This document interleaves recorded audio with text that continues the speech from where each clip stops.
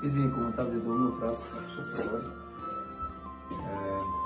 fiindcă am fost solicitat să aducem înaintea dumneavoastră un pic situația prin care și avansările la care am ajuns.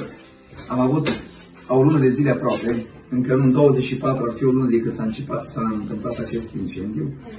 Deci suntem pe data de 23 astăzi și astăzi, pe data de 23, am hotărât împreună cu familia. Ieri, de altfel, pe data de 22, mi-au sunat și au spus că putem să ne ocupăm de lucrări aici, dacă dorim. Și atunci, bineînțeles, împreună cu copiii mei, am început să strângem hainele care au fost aici și le băgăm în saci ca să le putem arunca și ne pregătim să începem lucrările. Știu că mulți frați s-au implicat în această situație prin care noi am trecut și pe latura aceasta și cu ocazia aceasta aș vrea să fiu recunoscător împreună cu soția mea și cu familia, cu copilașii noștri, să aducem mulțumiri fraților și surorilor care s-au implicat într-un mod deosebit. Frați pe care noi nu-i cunoaștem, nu-i știm, dar îi cunoaște Bunul Dumnezeu. Chiar unii frați în anonimat s-au implicat în situația aceasta și vrem să le mulțumim în numele Domnului Iisus Hristos.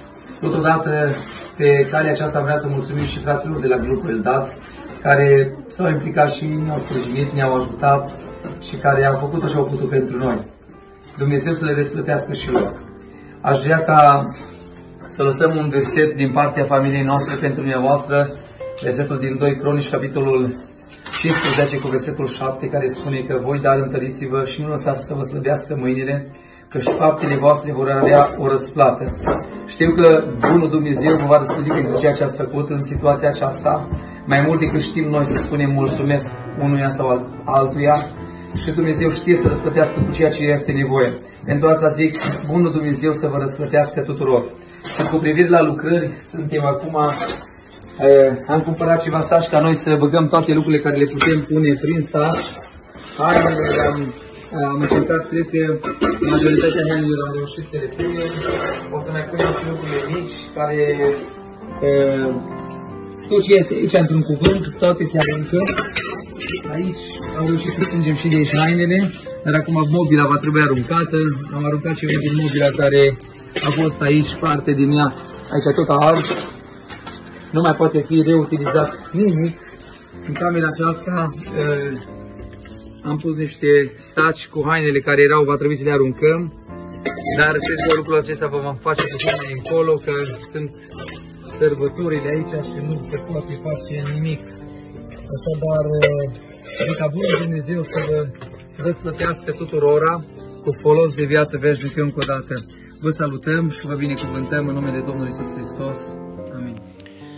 Dragilor, vă mulțumim în numele Domnului Iisus Hristos pentru implicarea voastră, pentru dragostea care ați arătat-o implicându-vă în ajutorarea acestei familii greu încercate, a familiei Crișan.